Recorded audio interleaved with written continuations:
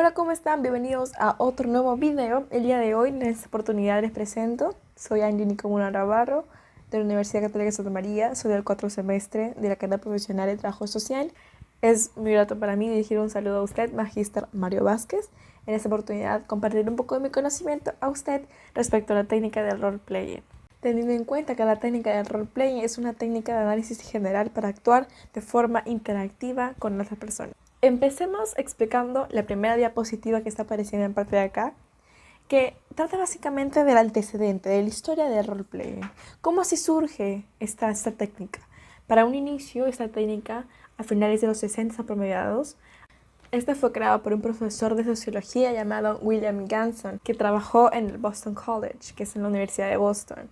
Para ello, él creó este SimSong, que es una simulación de sociedad, algo así como el videojuego de los Sims, que está apareciendo por la parte de acá abajo también, siendo este utilizado en universidades o de otros grupos académicos para enseñar diversos aspectos que tienen que ver con habilidades de comunicación, es decir, directamente con la interacción y desarrollo de habilidades blandas. Pero del todo no surge esta técnica en este lugar, sino surge posteriormente, en el 74, gracias a Gary Ganson y Dave Arneson, publicando Dungeons and Dragons, que en español significa calabozos y dragones, conocido también por la serie de Stranger Things de Netflix, que nos interpreta cómo es que el rol asume nuestros niños en esta consecución de hechos. Es el papel que van a interpretar interactuando desde su punto de vista de cómo actuarían. Se basa 100% en la interpretación, en el diálogo, la imaginación y la emoción de la aventura heroica. Es por esto que esta técnica se coge como una dinámica grupal, en diferentes rubros, recreando posibles situaciones por medio de la interpretación de rol para analizar las actitudes que se toma frente a las diversas circunstancias que se presentan. Y esto me refiero al papel que vamos a interpretar.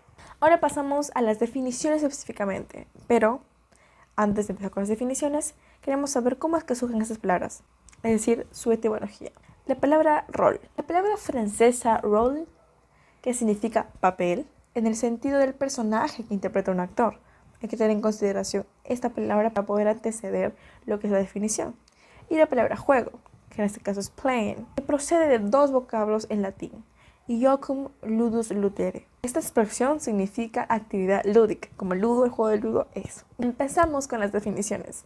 Para ello hay que tener en consideración que estas son aquellas dramatizaciones que consisten en que dos o más personas interpreten una situación en particular de la vida real, actuando según el papel que se le asigne, porque de esta manera asumen el rol de manera completa, de tal manera que esto se haga lo más auténtico. Es decir, las reacciones que imitan o expresiones que imitan es el conocimiento que se va a extraer de toda esta interpretación escénica. Esta información se la agradecemos al Instituto de Formación de Práctica Judicial. En la siguiente definición está que es la simulación de roles, donde la reacción que se genera en determinados escenarios viene a ser el recurso para extraer información de quienes asumen los roles, como quienes lo contemplan. Esta definición se la agradecemos al IA Business School. En la siguiente diapositiva podemos observar la pregunta ¿cómo se desarrolla? Para ello, tenemos que tener en cuenta que la preparación es el primer paso, donde se aclarará nuestro problema que se va a interpretar o situación a interpretar y así definir qué papeles van a estar en ese contexto para hacerlo significativo. Empecemos con el primer paso. Hay que tener en cuenta que los intérpretes dan comienzo de cómo se desarrolla la escena, con la mayor naturalidad posible, donde tomen posesión de su personaje con espontaneidad sin perder el objetivo indispensable para reproducir la situación tal como se ha definido en el primer paso, que no es un paso, puesto que esto se da previamente a la interpretación, que es donde surge este procedimiento, es así. En el segundo paso encontramos los comentarios y discusión. Es donde se procede de manera inmediata el comentario y discusión de la representación que se ha producido, dirigido por el formador o coordinador, ya que éste permite que los intérpretes dar sus impresiones, explicando el desempeño que ellos han tomado y describiendo el estado de ánimo de la acción que han realizado. Es decir, de esta manera justifican su desempeño para posibles críticas, logrando de esta forma extraer toda la información valiosa de la escena recreada. Y en la siguiente diapositiva vamos a tener sugerencias prácticas para poder desarrollar el roleplaying de mejor manera.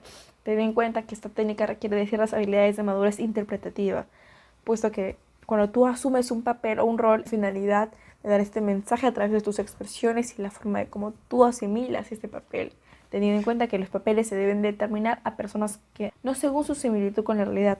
Por ejemplo, No le puedes dar un papel de tímido a un tímido, puesto que lo que quieres tú es extraer toda la información enriquecedora y la persona probablemente actúe de la forma de que es.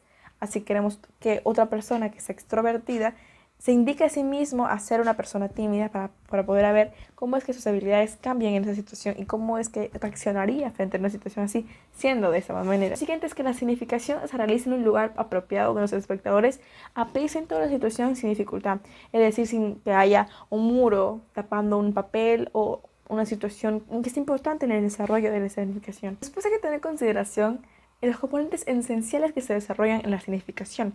Esto lo menciona según Johnson y Johnson en el 94. Existen 5 puntos que son importantes en la elaboración de los roles. Para que tengan en cuenta, la interdependencia positiva se refiere a aquella relación entre los personajes que interpretan los roles para poder retroalimentar la escena. Como segundo punto está la exigibilidad personal. Es decir, que cada individuo que interpreta un papel para esta significación tenga en cuenta que tengan que elaborar su papel de la mejor manera y de la manera más genuina para poder retroalimentar la información que vamos a extraer. En el tercer punto está la interacción positiva cara a cara.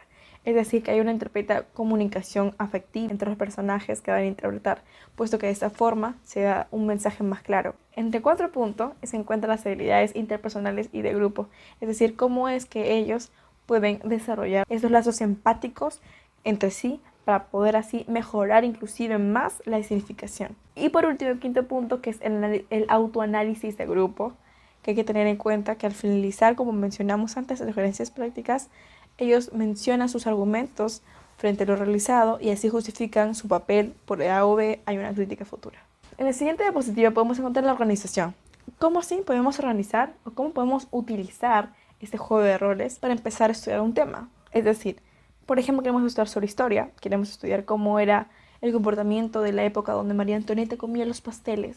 Entonces, con una amiga o un amigo, interpretemos una situación compleja para poder retroalimentar la biografía de esta marquesa. Segundo, podemos hacer un diagnóstico.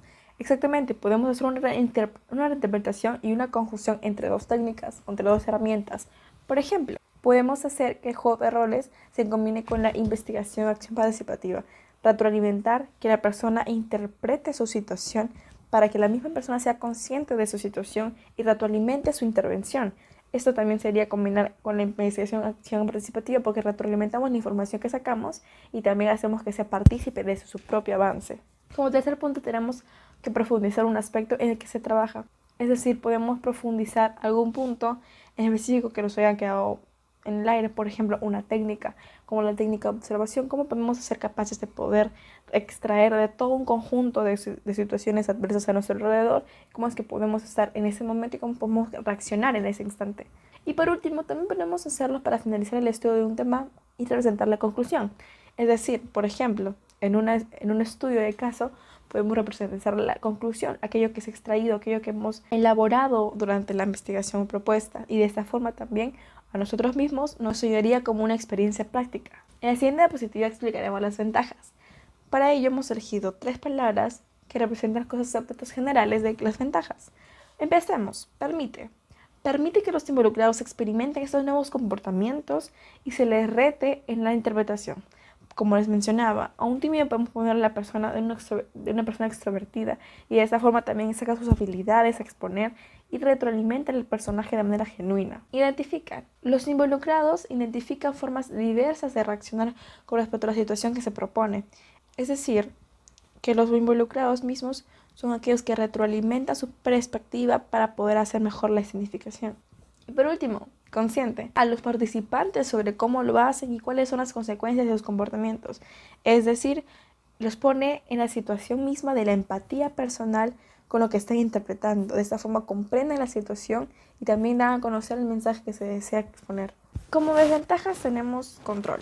Control el desarrollo de la representación para evitar que se anule la eficacia pedagógica. Es decir, controla específicamente el rumbo de lo que se quiere decir objetivamente. Y procura que la técnica se vea como una representación y no se convierta en un psicoanálisis. En cuanto a recomendaciones que tenemos en la siguiente diapositiva, es que la problemática debe enfocarse en el comportamiento de los intérpretes y en sus argumentos frente a la situación. Es relevante preparar con antelación los papeles y roles. Esto es previo a los 2 pasos que hemos mencionado.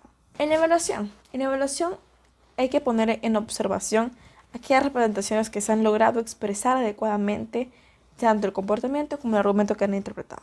Para concluir con este video, tenemos que tener 3 cosas en mente y poder retroalimentar lo que hemos aprendido de ese roleplay. Esta técnica permite colocarlos en la posición empática de un supuesto, resolviendo la implicancia emocional. Como les mencionaba anteriormente, nos ayuda a estar en la posición de este momento para poder saber cómo actuar o cómo reaccionar frente a una situación como esta. Nos permite sumergirnos en una situación para saber cómo actuar al respecto con responsabilidad en la resolución del problema. Como les mencionaba, básicamente nos prepara para un futuro posible. Y tercero, el análisis del juego de rol pone manifiesto la eficacia de esta herramienta para abstraer información de conflictos. Nosotros representamos este papel para poder hacer la teoría de esta significación y así en la práctica aprendemos lo que estamos resolviendo. Espero la verdad les haya gustado esta presentación, espero que les haya gustado mucho y no sin antes vamos a tratar y ver un ejemplo de cómo es lo que es el roleplaying. Espero que les guste el video. Bye. Ay, ¿ahora quién es? Sí, ¿quién es?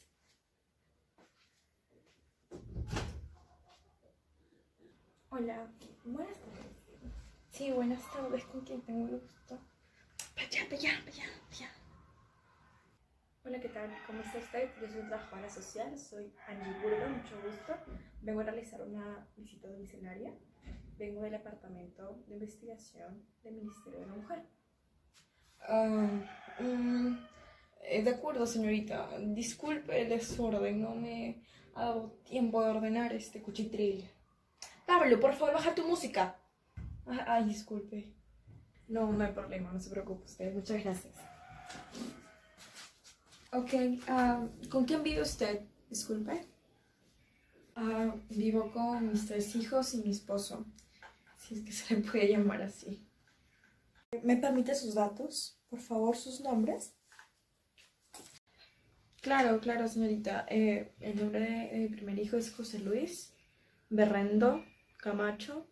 El segundo es José María. Y el tercero es... Y José Carlos Berrendo, que es mi último hijo. Luego, bueno, quien le habla, que soy Clemente Camacho Prieto. Y mi esposo, que es José Berrendo. ¿Quién es usted? Es una trabajadora social, viene a hacer una visita domiciliaria. ¿Podrías comportarte, por favor? Ahorita te sirvo tu almuerzo. No me importa quién sea, espero mi almuerzo en mi cuarto.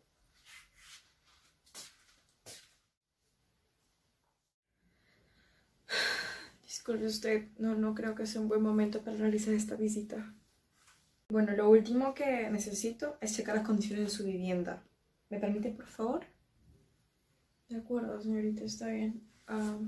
Lo enseño. Este es el baño. Este es el cuarto de mis hijos. Acá tenemos los 3. Acá al lado es el cuarto donde yo estoy con mi esposo. Y esta es la sala, la cocina y el comedor, todo junto, señorita. ¡Mamá, Luis me ha pegado! Ya, José, ya voy, espera. Ok, señora Clemente, tengo una última pregunta. Sí, señorita. ¿Has sufrido violencia familiar? Por favor, no diga esa palabra. Por favor, baje la voz. No deseo que escuche. No puedo hacer nada. De acuerdo, señora Clemente. Esta sería la primera visita domiciliaria que realizaremos. Informaremos más adelante cuál será la siguiente. No sin antes brindarle todos los números de emergencia y todos los lugares donde usted podría ir. Muchas gracias de verdad por dejarme pasar, muy amable. Espero les haya gustado esa interpretación de roleplayer en un caso de visita domiciliaria y que deseamos actuar en frente a estas circunstancias. Cuídense mucho.